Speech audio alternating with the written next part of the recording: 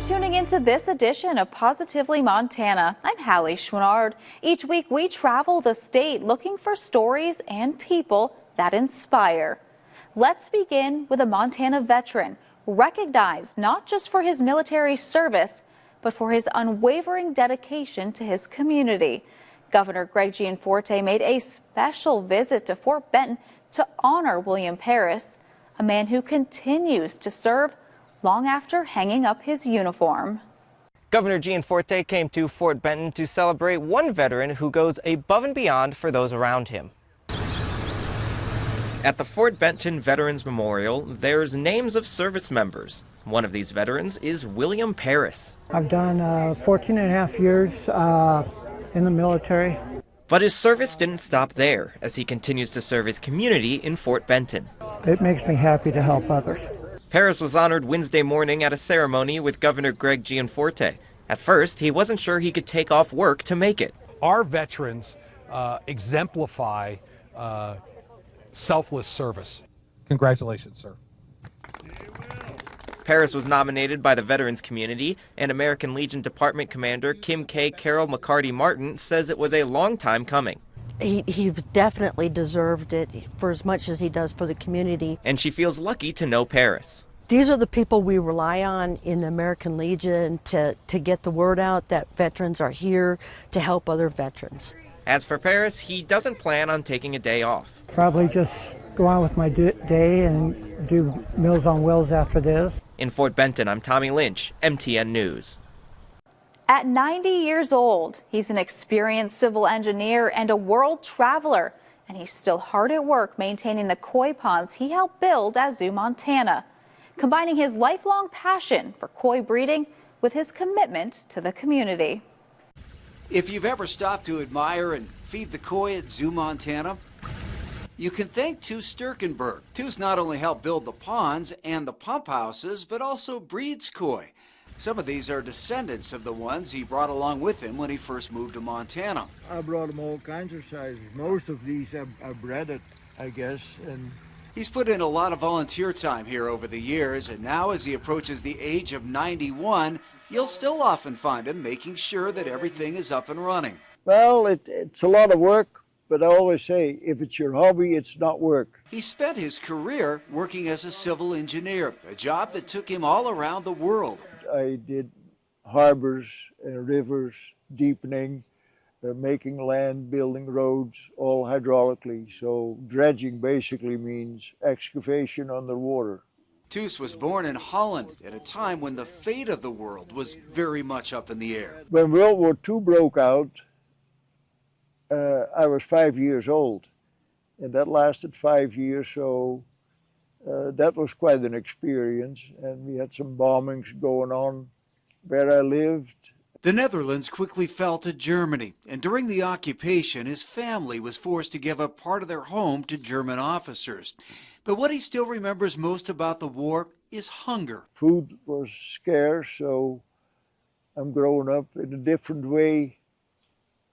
I'm still, scraping my plate, and I don't leave any food behind or throw any out. These days, he stays busy, not just volunteering at the zoo, but with some of his other many hobbies. I've always taken pictures, but it's basically since I moved to Montana, I got interested in wildlife photography, like especially birds I like. And another hobby he's picked up, growing iris gardens. You learn more about it, and before you know it, you're buried in irises. A super senior, still on the go, and still making a difference. I'm trying to slow down, but that's not easy. In Billings, Russ Riesinger, MTN News. Sharpen those pencils, but watch your wallet. Back to school basics are averaging nearly $600 per child, up about 24% since 2021. It comes at a time when many students rely on free or reduced lunches, and many remain unhomed. So the United Way has stepped up, now working to fill backpacks this summer before classes even begin. The need for school supplies is growing, according to United Way of Yellowstone County. The need has increased.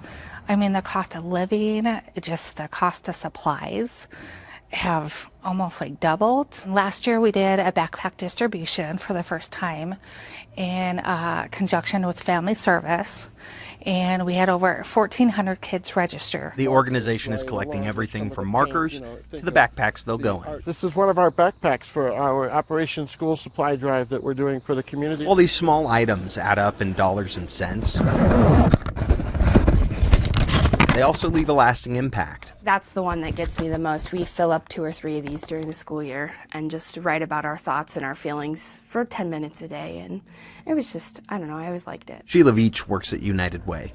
She's a mom of 2. I should start buying stuff now and little by little buying it throughout the school year. But, you know, busy mom, that doesn't normally happen. But United Way president and CEO Andrew Conkle says in this case, it's important to stick with name brands, not budget materials, protecting students' dignity. We really want to take away that stigma of, for the children that they feel when they are coming from a family that has those needs, and we don't want them to feel signaled out. Marcus Kokova, MTN News. He may only be 11 years old, but Colt Foster is already making a name for himself on Montana's pool scene.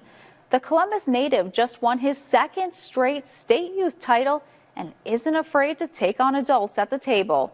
With precision, personality, and plenty of talent, Colt is proving he's one to watch. What is this? That's the pool table. When I saw you were a state pool champion, I was thinking like bring the swim trunks and you and I would race and I would beat you, and I guess not. No. At home, just outside of Columbus, Colt Foster meticulously racks this rainbow of colors on the family pool table, then splits them across the felt. Colt is only 11, but just chalked up his 2nd straight state youth title to qualify for the national tournament in Illinois. I just see myself having potential. With an eye for success, Colt and his dad wander over to Absaroka for regular Tuesday night action, where Colt occasionally beats the adults. It's like old people older than my dad. Joking aside, his dad Russell actually built this pool table when he wasn't much older than Colt. I was a 7th grader, and yeah, it took all wood shop class 1 year. Lately, it's been getting more use than the last few decades. And while Colt also plays football and basketball, right now pool's his favorite. And that's not always easy on Mom. Football, basketball, volleyball, those kind of things, you're loud and you can cheer. It's very quiet and you got to keep a lot to yourself. It is very stressful. Colt's a state champ and he makes it look easy, and the truth is, it is simple. Or not. Right now, Colt is trying to master this jump shot, but that's definitely harder than it looks.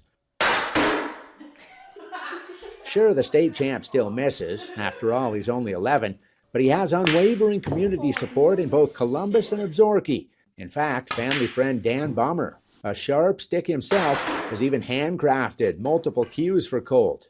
So the next time you're at the tables, look out for the young guy. He may not be old enough to take your money, but he'll gladly take aim at your pride. In Columbus, Scott Breen, MTN Sports.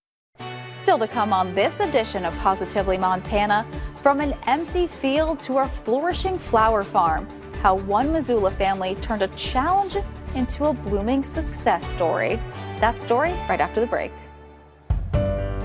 More stories from the heart of the Treasure State are on the way when Positively Montana continues after this.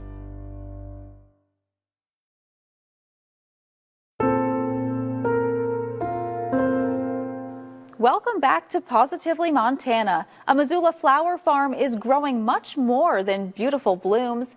It's growing purpose, joy, and community. It all started as a way to help a young man with Down syndrome find meaningful work. Now it's blossomed into Malay and Meadowlark Flower Farm, a vibrant space that's now bringing wedding dreams and lives into full bloom. Where beauty comes from can surprise you. What was once just empty land is now Malay and Meadowlark Flower Farm. Hannah Johnson's wedding That's so pretty. is just 1 day away. I love it. And then these are all your bud vases? And her bridal vision for her floral arrangements are coming to life. They nailed it. So glad I just kind of let them take the creative freedom, because I couldn't have imagined anything nicer. The flower farm isn't just bringing dreams to life. We already planted one. It's changed the life of its helping hands too. And Connor Barnard? Well, he's the reason the flower farm exists today. They do. Jennifer Barnard created the flower farm as a way to provide work for Connor. The transition between school and adult life was not easy for Connor, who was born with Down syndrome and is mostly nonverbal. We just watched his light go out. We just watched him become depressed.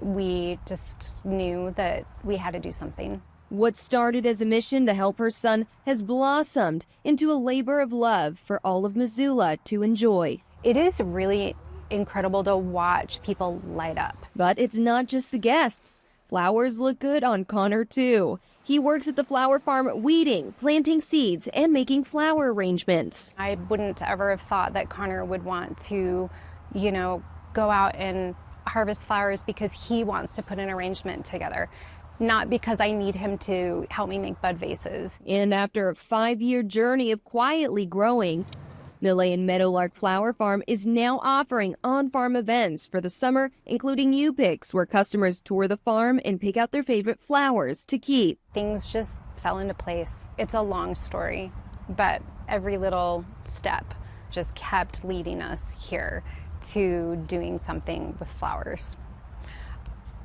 I can't even explain it. It's just really divine. So when the customers or brides walk away with their flowers, I'm just grateful for such a sweet family to help be a huge part of our special day. Jennifer wants them to know each one was planted with purpose. I just hope that they feel like how much love and intention went into providing this thing. In Missoula, Cynthia Carranza, MTN News. Speaking of flowers, if you've ever dreamed of owning your own botanical gardens, now is your chance. A Billings landmark has hit the market. We're talking about Danwalt Botanical Gardens. For just over $2 million, you get the landscape, 3 houses on the property, and even some chickens. Peace and serenity. Those are the sounds of the Danwalt Botanical Gardens. It's really gratifying to come out in the morning and walk through the garden. For 8 years, owners Clint and Surrey Lundy called this place home. We wanted to build the place up, basically build up the garden, renovate the pavilion, and kind of take the gardens to a next level. And spending their days outside. We spend 8 hours a day out here maintaining the property. Now, taking their final moments at the garden. I'm 62.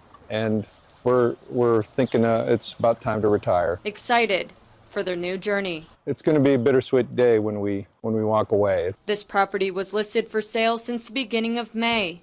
For $2.1 million, this property comes with the botanical garden, 3 home estates, and my friend, Gregory Peck. You have to consider the value of the land, the buildings that are on the property. Real estate agent Andrew Miller helping the Lundys find the right buyer. I would love to find somebody that can then keep on the tradition of what Dan and Walt started years ago. Andrew says it's difficult to put a price on a property like this one. It's a tough property to value because it's fairly unique. In line with all that comes with it. There's a business value as well. But hopeful they will find the new owners. We've done quite a few showings and have quite a few people interested in looking at it. We do want someone that'll maintain the integrity of this garden. To continue the legacy. It's an awesome opportunity for somebody to take over kind of a legacy here in the Billings area and make it their own. In Billings, Hannah Pettiferry, MTN News. A local church putting its preachings into practice. For the organization, it's called Serve Day, an opportunity for members to give back. Sunday was New City Church's annual Serve Day, and this year they gave back to Alliance for Youth by helping them prepare their new playground. 14 volunteers are braving the heat. It's hot, but it's not too hot so far. to give back to the community. We are planting flowers for around the playground and around the building, and we're building the picnic benches and picnic tables for the new playground. It's part of New City Church's annual Serve Day. We close down the church, a couple other churches in town, Harvest Springs does it, and we go and serve the community. This year, they're helping set up the new Alliance for Youth playground. Rosie Cusco works with the Alliance for Youth and loves seeing the project come together. I'm excited to watch the kids start playing on it. It's been a big project, and it's a big need, I think, in this community. But the church doesn't do it alone. They have help from the Transition Center, which helps reintegrate people from the prison system back into the community. For me, it's changed my life. It's gave me more time to really think about what I want to do with my life and how I want to change it and do better in life. Brian Badd is thankful for the Transition Center and for the opportunity to give back. It's been amazing for me, and I'm sure, and for these guys too, like just the outreach and support from New City has been amazing. This whole journey I've been on the last 11 months. And he's grateful to be given another chance. They've helped me through some difficult times in my life and got me through it and helped me find Jesus in my life and God. And I thank them every day for it. In Great Falls, I'm Tommy Lynch, MTN News. A new chapter is underway for 2 senior service organizations in Billings after months of planning. Big Sky Senior Services and the Adult Resource Alliance have officially merged, forming one unified front to better serve Montana's aging population. 3, 2, 1. Can we do more better? It's a day of celebration. We pulled a merger off that's really powerful. After 6 months of hard work, Big Sky Senior Services and the Adult Resource Alliance have officially come together as allies in aging. One works better than two because we have cut a lot of overhead, for one thing. So just if you think about business, it was a good business move. I'm talking about the work. We're bringing together really strong programs that can serve seniors in their homes, as well as serving folks at our meal sites. Before the special ribbon cutting and open house, the Meals on Wheels crew was busy carrying on business as usual.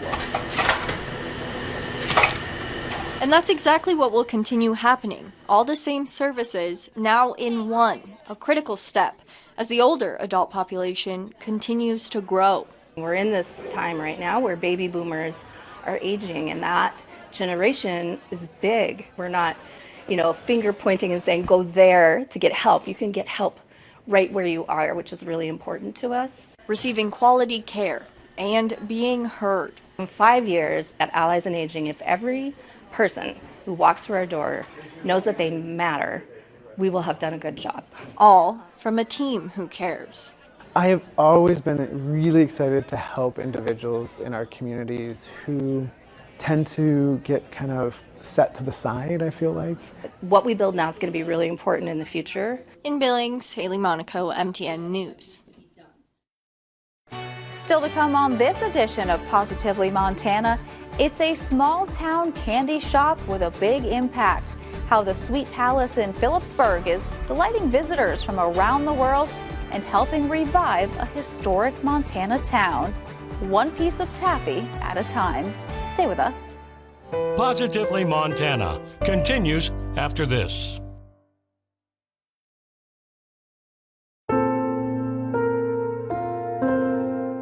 Welcome back to Positively Montana. In the heart of historic Phillipsburg, one candy shop is doing more than satisfying sweet tooths.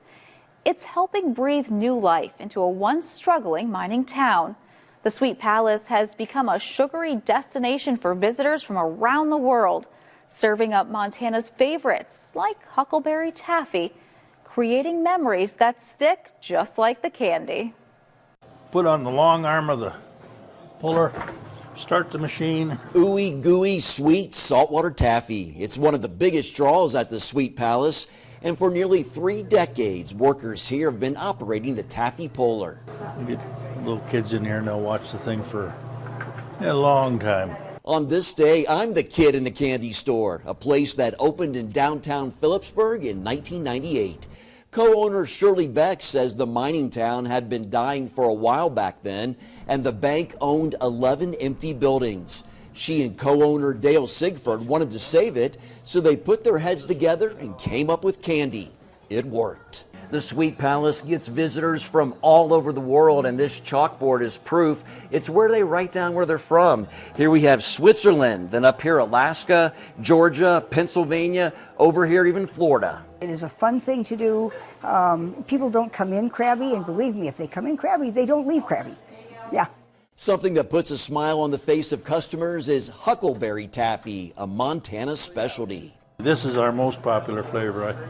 I make at least probably 3 times as much of this as I make of any of the other flavors. It's an irresistible batch of purple goodness that I want to tear into, but it's not done yet. He hands it off to Shirley, and in case you're wondering, their hands are washed and sanitized. After 20 minutes on the puller, Dale says the taffy is cooked for about 2 hours. The finished product is then wrapped, courtesy of a wrapper machine made all the way back in 1918. Still runs pretty good most of the time, not all the time. Shirley says the 107-year-old machine wraps 1 million pieces of taffy each year. Those that manage to escape a wrapper are manually done by worker Sherry Rivera. Best part about my job is there's never a boring moment. We're always busy. And no wonder, the shop has more than 1,000 selections. They can expect to see more candy than they've seen in one spot in their whole life. This is 3,000 square feet of candy. Shirley put me to work with an apron and baseball cap, a cap she calls a badge of honor.